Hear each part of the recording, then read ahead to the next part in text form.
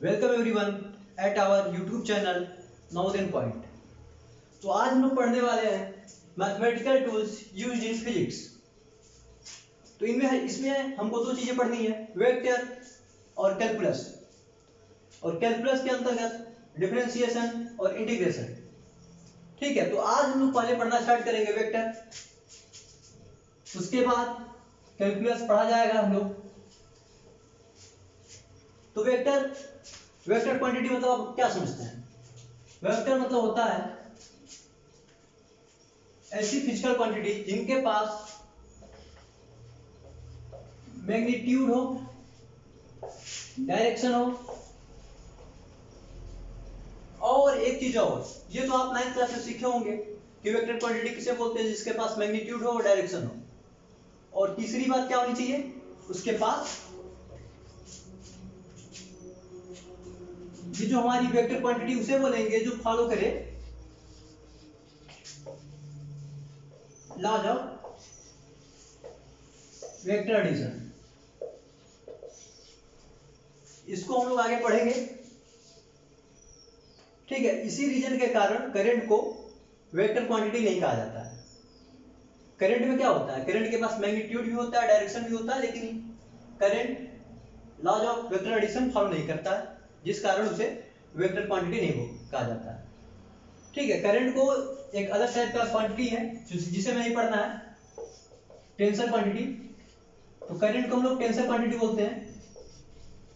इसका example pressure भी है। ठीक है, तो टेंसर क्वांटिटी क्या होगा, जिसके पास मैग्नीट्यूड हो, डायरेक्शन हो, लेकिन law of vector addition follow नहीं करता। ठीक, बस इतना ही हमको इसके बारे में जानना है, टेंसर के बारे में। कहीं पूछा नहीं जाएगा आपसे। ठीक है, चलिए हम लोग आगे बढ़ते हैं। तो हम लोगों ने देख लिया वेक्टर किसे बोलते हैं। अब हम लोग देखते हैं वेक्टर को रिप्रेजेंट कैसे करते हैं। रिप्रेजेंटेशन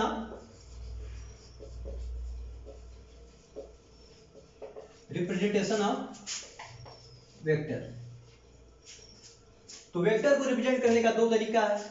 पहला तरीका है पिक्टोरियल और दूसरा तरीका है इक्वेशनल। तो हम लोग पहले पिक्टोरियल पढ़ेंगे, इक्वेशनल हम लोग बाद में पढ़ेंगे। ठीक है, पिक्टोरियल। ठीक, तो इसमें हम लोग वेक्टर को कैसे दिखाते हैं, इसमें वेक्टर को दिखाने का तरीका है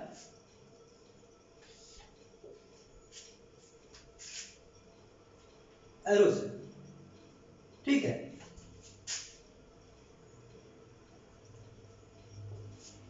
इसको हम लोग डायरेक्टेड लाइन सेगमेंट भी बोल सकते हैं। मतलब वेक्टर को पिक्टोरियल फॉर्म में डायरेक्टेड लाइन सेगमेंट से दर्शाया जाता है। अब ये डायरेक्टेड लाइन सेगमेंट का मतलब क्या होगा कि इसका कुछ लेंथ होगा। लाइन सेगमेंट मतलब क्या होता है, उसका लेंथ फिक्स होगा। और डायरेक्टेड मतलब उसके वो किसी डायरेक्शन को बताएगा हमको। ठीक है, और इक्वेशनल फॉर्म में इसको हम लोग बाद में पढ़ेंगे। जैसे मान लीजिए कोई वेक्टर ए है, i cap 2i cap plus 3j cap plus 5k cap, ये हम लोग बाद में पढ़ेंगे, तो इसको सीख लेंगे। ठीक है, तो पहले हम लोग इसको देखते हैं। तो पिक्टोरियल रिप्रेजेंटेशन ऑफ वेक्टर, इसमें क्या होता है, हम लोग वेक्टर को एक डायरेक्टेड लाइन सेगमेंट से रिप्रेजेंट करते हैं। इसको वन हेडेड लाइन सेगमेंट भी बोलते हैं।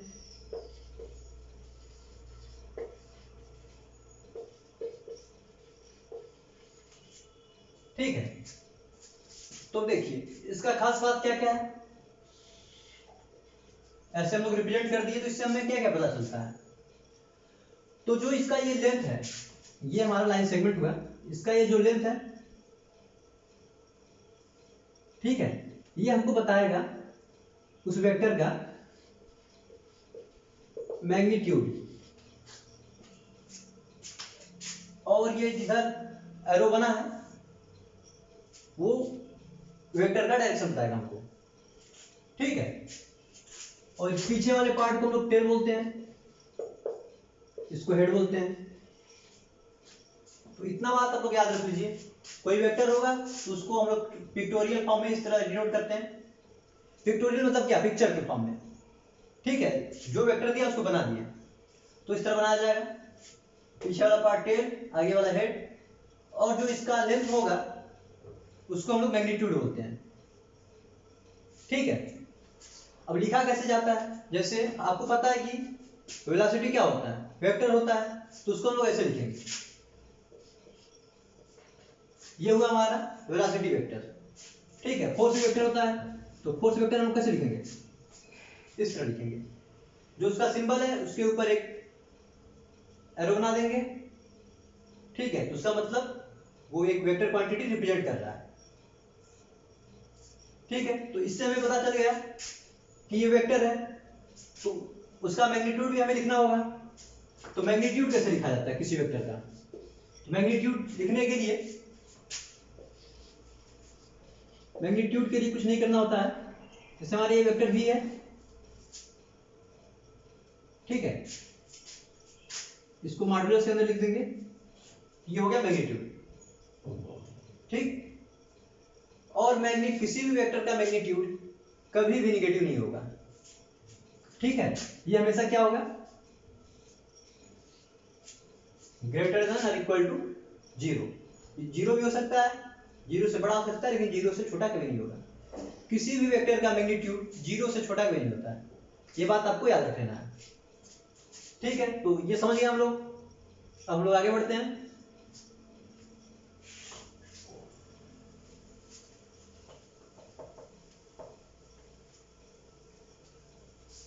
जैसे देखिए, हमको रिप्रेजेंट करना होगा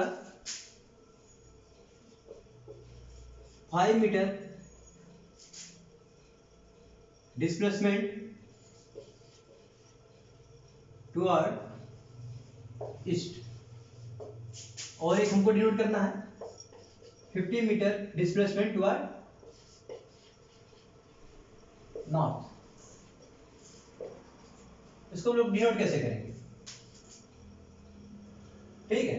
तो मान लीजिए हम लोग इसको हम लोग ऐसे डिनोट कर दिए, 5 मीटर डिस्प्लेसमेंट ये हमारा होगा टुवर्ड ईस्ट। ये 15 मीटर हुआ, तो स्केल के हिसाब से हम लोग बनाएंगे, ठीक है।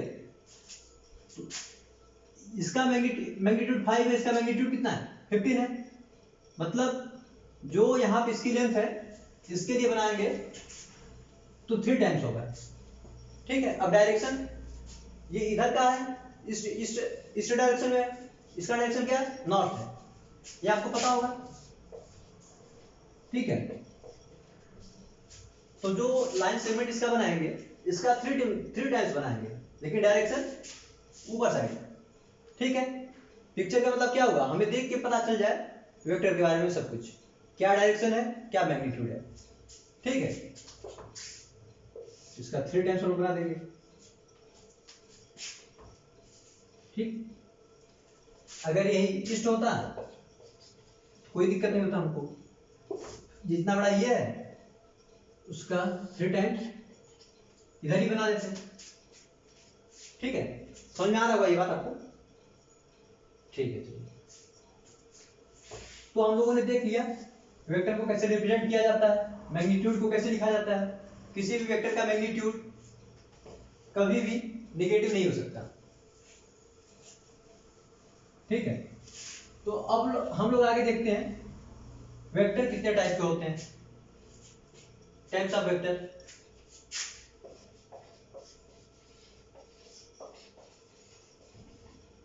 तो सबसे पहले हम लोग देखते हैं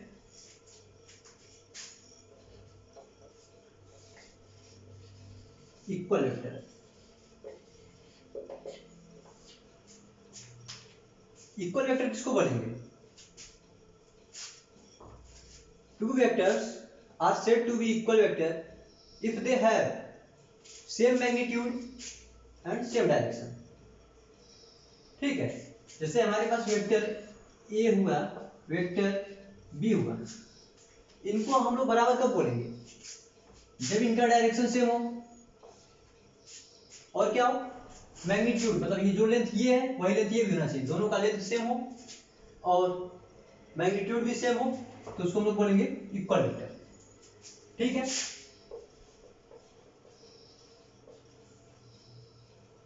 इसका मैग्नीट्यूड भी सेम होना चाहिए। ठीक, समझ गए आप? और इक्वल वेक्टर को छोड़ के जितना भी वेक्टर होगा सब उसको हम लोग क्या बोलेंगे? Unequal vector. ठीक है, चलिए अब हम लोग अगला पढ़ते हैं, निगेटिव वेक्टर। निगेटिव वेक्टर्स, तो इसका क्या डेफिनेशन है? Two vectors, vector A and vector B are said to be negative vectors of each other if they have same magnitude but opposite direction। मतलब दोनों की लंबाई जो है लेंथ सेम होना चाहिए, मैग्नीट्यूड सेम होना चाहिए, लेकिन उनका डायरेक्शन क्या होना चाहिए? अपोजिट होना चाहिए। जैसे ये हमारा वेक्टर ए हुआ, मान लीजिए इसका डायरेक्शन इधर है तो इसका अपोजिट डायरेक्शन इधर हुआ। ठीक है, तो इसका अपोजिट वेक्टर हम लोग कैसे बनाएंगे? Vector B. ठीक है, बी को ए का अपोजिट वेक्टर बोल सकते हैं, ए को बी का अपोजिट वेक्टर बोल सकते हैं, किसी को किसी का बोल सकते हैं, कोई दिक्कत नहीं। ठीक है, चलिए अब इसके बाद हम लोग पढ़ते हैं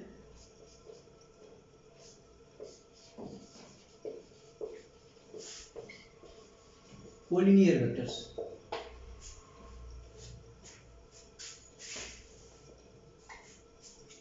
तो कोलिनियर वेक्टर किसको बोलते हैं? Two vectors are said to be collinear vectors if they have same support of line। ठीक है, if they have same support of line। उसको लिखा कैसे जाता है? वेक्टर ए बराबर lambda times vector B, where lambda is scalar and lambda is not equal to 0। ठीक है, कोलिनियर वेक्टर किसको बोलेंगे? दो वेक्टर्स को यदि उनको इस फॉर्म में लिखा जा सके और लैम्डा क्या ना हो, 0 ना हो। स्केलर, स्केलर मतलब क्या हुआ? लैम्डा स्केलर, इसका मतलब क्या हुआ? मतलब कोई नंबर होना चाहिए, रियल नंबर होना चाहिए, लेकिन 0 नहीं होना चाहिए। ठीक है, तब इन सबको आपस में बोलेंगे कोलिनियर वेक्टर। और इसमें ये जरूरी नहीं है कि दोनों का मैग्नीट्यूड सेम हो, मैग्नीट्यूड कुछ भी हो सकता है। ठीक है, जैसे इसके एग्जांपल ये दिखता कैसे है? एक वेक्टर ये वेक्टर हुआ ये, ठीक है, वेक्टर बी हुआ, कैसे भी हो, बस सब सेम लाइन के पैरेलल यदि हुए, ठीक है, जो जितने वेक्टर यदि सेम किसी एक लाइन के पैरेलल हैं आपस में सब, तो उसको हम लोग बोलेंगे कोलिनियर वेक्टर। इसको भी फर्दर दो पार्ट में डिवाइड किया गया है, parallel vectors, anti parallel vector. देखिए इन केस, इस केस में कोलिनियर वेक्टर के केस में जरूरी नहीं है कि उनका मैग्नीट्यूड सेम हो, लेकिन इन दोनों वाले केस में मैग्नीट्यूड सेम होना जरूरी है। ठीक है, इसमें हो भी सकता है, नहीं भी हो सकता। तो पैरेलल वेक्टर्स में क्या होगा? बस डायरेक्शन आपका सेम होगा, इसमें क्या होगा? आपका डायरेक्शन सेम होगा। और एंटी पैरेलल वेक्टर में एक वेक्टर इधर का है तो एक वेक्टर इधर का, इसमें दोनों वेक्टर का डायरेक्शन सेम होना चाहिए। इसमें वेक्टर्स के बीच का एंगल 0 डिग्री होगा, इसमें 180 डिग्री होगा। ठीक है, यही केस यहाँ पे भी होगा, इनके बीच में भी जो एंगल होगा 0 डिग्री होगा, और निगेटिव वेक्टर्स होगा तो उनके बीच में एंगल 180 डिग्री होगा। ठीक है, ध्यान से देखिए इसको, तो आप लोग पाएंगे कि कोलिनियर वेक्टर के अंदर ही ये सब वेक्टर आ रहे हैं, equal vectors, negative vector, parallel vector, anti parallel vector, सब इसके अंदर आ सकते हैं। ठीक है, समझ में आ रहा होगा आप लोगों को, एक ही है सब, लेकिन समझने के लिए हम लोग अलग अलग पढ़ते हैं। ठीक है, चलिए आगे बढ़ते हैं हम लोग। आज हम लोग देख लेते हैं बेसिक डिफिनेशंस क्या है सबके, वेक्टर्स कितने प्रकार के होते हैं। एक बार ये आपको अच्छे से समझ में आ जाएगा तो आगे बढ़ना हमारे लिए आसान हो जाएगा। ठीक है, चलिए तो इसके बाद हम लोग देखते हैं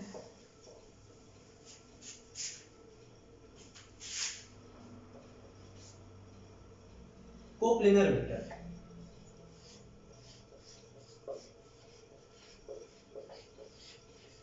कोप्लेनर वेक्टर, अब कोप्लेनर वेक्टर किसको बोलते हैं,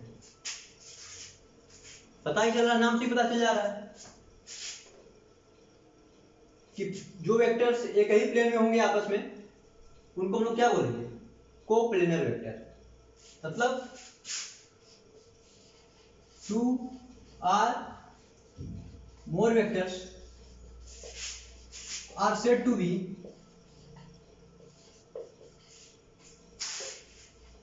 coplanar if they lie on the same plane।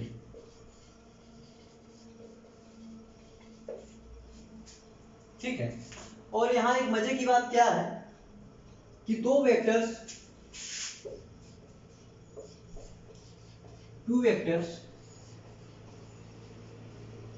Are always coplanar. ठीक है, जैसे कि ये देखिए, ये आपका वेक्टर ए हुआ, ये वेक्टर बी हुआ। ठीक है, तो इन दोनों को आप कैसे भी रखें, ये हमेशा कोई ना कोई एक ऐसा प्लेन जरूर होगा जिसमें ये दोनों एक साथ आएंगे। ठीक, जैसे इस तरह रखें, ये प्लेन हो गया, इस तरह कर दिए, ये प्लेन हो गया। ठीक है, कैसे भी आप इसको रखिए, कैसे भी, ऐसे रख दिए इसको ऐसे कर देंगे। ठीक है, ऐसे कर दिए इसको ऐसे कर देंगे, ऐसे कर दिए, मतलब दो वेक्टर्स आप कैसे भी रख दें वो क्या होंगे, आपस में हमेशा कोप्लेनर होंगे। ठीक है, कोप्लेनर होने का मतलब ये नहीं है कि इसी प्लेन में हो, किसी भी एक प्लेन में यदि वो आपस में एक ही प्लेन में आ जा रहे हैं, ठीक है, तो उसको हम लोग क्या बोलेंगे, कोप्लेनर। और तीन वेक्टर या उससे ज्यादा वेक्टर आपस में प्लेनर हो भी सकते हैं, कोप्लेनर, और नहीं भी हो सकते हैं। जैसे देखिए, ये हमारे पास तीन वेक्टर हुआ, इस तरह है। ठीक है, तो ये तीनों आपस में एक प्लेन में आ जाएंगे, और एक इस तरह हम कर देते हैं। ठीक है, तो देख रहे हैं ये दोनों एक प्लेन में आ रहा है, ये नहीं आ पा रहा है, इसको कर रहे हैं तो ये बाहर आ जा रहा है। तो तीन वेक्टर्स आपस में कोप्लेनर हो भी सकते हैं, नहीं भी हो सकते हैं, लेकिन दो वेक्टर्स आपस में हमेशा कोप्लेनर होते हैं, ये बात याद रखना है। ठीक है, कितना 5 नंबर हुआ। चलिए अब हम लोग पढ़ेंगे कॉनकरेंट वेक्टर।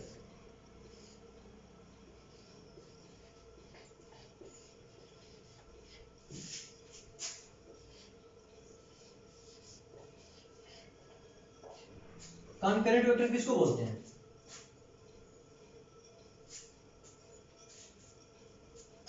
वेक्टर्स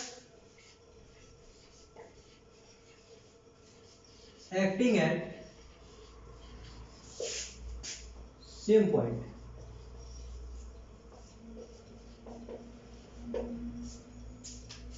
दो या दो से अधिक वेक्टर कॉनकरेंट वेक्टर कहे जाएंगे जबकि वो सभी एक ही पॉइंट पे एक्ट कर रहे हो। ठीक है, जैसे ये मान लीजिए हमारी पॉइंट है, इस पे एक वेक्टर ये है, सब इसी पे लगे हुए हैं, तो ये क्या हुआ, ये सब आपस में कॉनकरेंट वेक्टर है। ठीक है, जैसे ये कोई पॉइंट हुआ, अब ये जरूरी नहीं है कि जितने भी वेक्टर हैं सब पॉइंट के साइड ही लगे। ठीक है, ये इससे बाहर डायरेक्शन में भी रख सकते हैं, ये भी हमारा कॉन्करेंट वेक्टर हुआ। ठीक है, ये नहीं है कि आप बस इसे ही समझेंगे कि ये कॉन्करेंट है। ठीक, ये कॉन्करेंट तो है ही, यदि ये बाहर का भी लग जाएगा बाहर बाहर डायरेक्शन में इसी पॉइंट से, तो इसको हम क्या बोलेंगे, तब ये कॉन्करेंट वेक्टर है। ठीक है, ये कंफ्यूजन रहता है। अब इसके बाद हम लोग देखते हैं नल वेक्टर।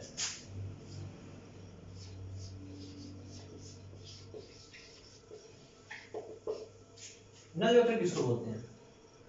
तो नल वेक्टर ऐसा वेक्टर होता है जिसका मैग्नीट्यूड 0 होता है, डायरेक्शन आर्बिट्रेरी होता है। ठीक है, आर्बिट्रेरी का मतलब क्या होगा, उसका डायरेक्शन को नहीं पता होता है। अब जैसे मैग्नीट्यूड 0 का मतलब क्या हुआ, कुछ हुआ ही नहीं। जैसे हम यहीं खड़े हैं तो हम पूछे हमारा डिस्प्लेसमेंट कितना है, 0। अब तो जब हमारा डिस्प्लेसमेंट हुआ ही नहीं, तुम कैसे बता दें कि किस डायरेक्शन में हमारा डिस्प्लेसमेंट हुआ है? ठीक है, इसलिए इसका डायरेक्शन डिफाइंड नहीं है। इसको रिप्रेजेंट कैसे किया जाता है, 0 के ऊपर। ठीक है, एरो बना देंगे तो ये हमारा हो जाएगा नल वेक्टर। ठीक है, अब एक लास्ट हम लोग पढ़ते हैं यूनिट वेक्टर। यूनिट वेक्टर क्या होता है, नाम से ही पता चल रहा है। ठीक है, यूनिट वेक्टर नाम से ही पता चल जा रहा है। यूनिट मतलब क्या होता है, 1। इसका मतलब ऐसे वेक्टर जिनका मैग्नीट्यूड 1 हो, मैग्नीट्यूड कितना होना चाहिए, 1 यूनिट होना चाहिए, तो उसको हम लोग क्या बोलेंगे, यूनिट वेक्टर बोलेंगे। डायरेक्शन इसके पास होगा ही। इसका बेसिकली काम है, यूनिट वेक्टर फिजिक्स में बस हमको डायरेक्शन बताने के लिए यूज किया जाता है। इसका क्या काम है, बस डायरेक्शन बताना। जैसे ये आपका आई कैप, जे कैप, के कैप, इनके बारे में आपने सुना होगा, ये सब हमारे यूनिट वेक्टर है। ठीक है, ये इतना सारा काम करता है, सबको रास्ता बताता है, इसलिए इसको रिस्पेक्ट देने के लिए कोई भी वेक्टर यदि यूनिट वेक्टर होगा, जैसे जैसे ये वेक्टर यूनिट वेक्टर है तो इसके ऊपर कैप लगा देते हैं। ठीक है, एक कैप, किसी भी वेक्टर के ऊपर यदि कैप लगा दिए तो उसका मतलब हुआ कि वह यूनिट वेक्टर है, उसका मैग्नीट्यूड 1 है। उसका डायरेक्शन क्या होगा, जो डायरेक्शन वेक्टर ए का रहा होगा वही डायरेक्शन यूनिट वेक्टर का होगा। ठीक है, ये आई कैप, जे कैप, के कैप आपने सुना ही होगा पहले। ठीक है, एक कैप लगाए से मतलब क्या होगा कि ये सब यूनिट वेक्टर है। ठीक है, तो चलिए ये इतने टाइप का हो गया वेक्टर। और एक बात हम लोग और पढ़ लेते हैं आज, इसी का यूज करके अगली क्लास में हम लोग बहुत कुछ निकालना सीखेंगे, एंगल निकालना सीखेंगे, वेक्टर को ऐड करना सीखेंगे। लेकिन उससे पहले एक चीज सीख लेते हैं, पैरेलल शिफ्टिंग ऑफ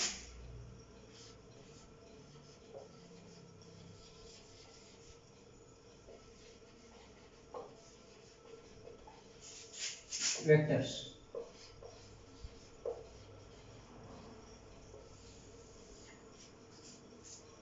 तो जैसा कि हम लोग जानते हैं वेक्टर के पास क्या होता है, मैग्नीट्यूड होता है, डायरेक्शन होता है। ठीक है, तो चलिए एग्जांपल के हेल्प से हम लोग समझते हैं। जैसे मान लीजिए आपका ये वेक्टर हुआ ये, ठीक है, इसका डायरेक्शन एरो बता रहा है, मैग्नीट्यूड ये लेंथ बता रहा है। ठीक है, अब मान लीजिए हम यहाँ पे कोई दूसरा वेक्टर बना देते हैं।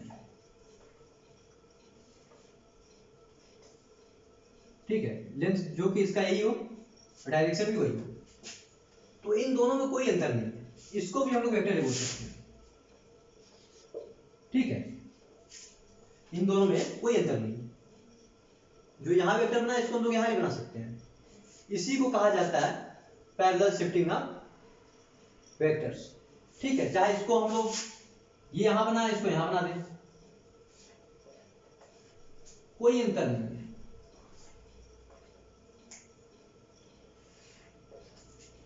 ठीक है, इसमें और इसमें कोई अंतर नहीं है, लेकिन क्या कंडीशन क्या है, इसका जो लेंथ है और जो डायरेक्शन है चेंज नहीं होना चाहिए।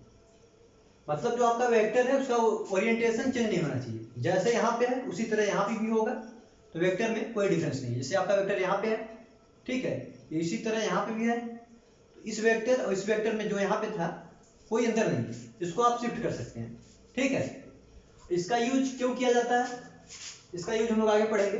इसका यूज वैसे दो वेक्टर्स के बीच में एंगल निकालने के लिए किया जाता है। एडिशन जब हम लोग पढ़ेंगे एडिशन लॉ ऑफ वेक्टर्स, तो वहां पे इसका यूज किया जाता है। तो ठीक है, चलिए वो सब हम लोग अगले क्लास में पढ़ेंगे। आज यहीं तक पढ़ते हैं।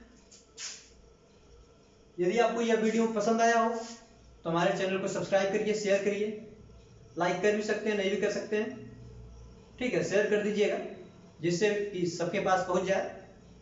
धन्यवाद।